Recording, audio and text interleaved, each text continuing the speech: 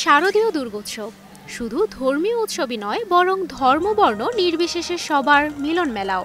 সংস্কৃতি বিষয়ক মন্ত্রণালয় আর বাংলাদেশ শিল্পকলা একাডেমির সেই সাংস্কৃতিক সন্ধ্যায় মিলল সেই চিত্র। দুদিনব্যাপী এই আয়োজনের শেষ দিনে শিল্পকলা একাডেমির নন্দন মঞ্চে আয়োজন করা হয় এই সাংস্কৃতিক সন্ধ্যার, যেখানে তুলে ধরা হয় বাংলার চিরায়ত সংস্কৃতি। 50 জন ঢাকবাদকের বাদ্যে শুরু হয় অনুষ্ঠান। এরপর অশুভ শক্তির বিনাশে পরিবেশন করা হয় মাঙ্গলিক নৃত্য।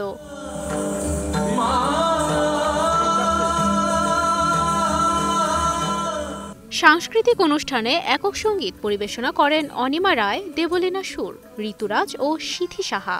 প্রতিটি পরিবেশনায় ফুটে ওঠে ভক্তি, উৎসব ও আনন্দের মেলবন্ধন।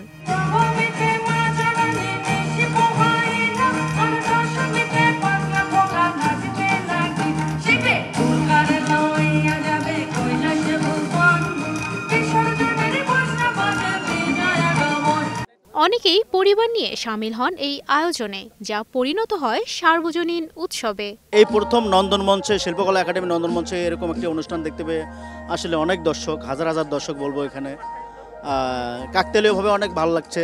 আমি আসলে কখনোই এই ধরনের উৎসবে আমি আসি নাই, যোগদান করি নাই কখনো, কিন্তু আজকে এসে আমার কাছে খুব ভালো লাগছে। এটা আমাদের একটা সাংস্কৃতিক অনুষ্ঠানের মতোই দেখছি, আমাদের অনেক ভালো লাগছে এখানে এসে।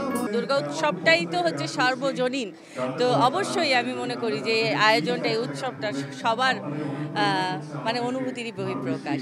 সবসময় ঈদে প্রোগ্রাম হয়, এবারই প্রথম দুর্গাপূজায় প্রোগ্রাম হচ্ছে। আমরা যে বাংলাদেশের স্বপ্ন দেখি, আনন্দময়, অসাম্প্রদায়িক এবং সম্প্রীত একটি বাংলাদেশ, বাংলাদেশের আবহ এখানে খুঁজে পাওয়া যাচ্ছে।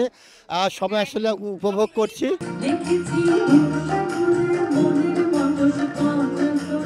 শিল্প সংস্কৃতির এমন মিশেলে সর্বত্র ছড়িয়ে যাক আনন্দ আর সম্প্রীতির বার্তা।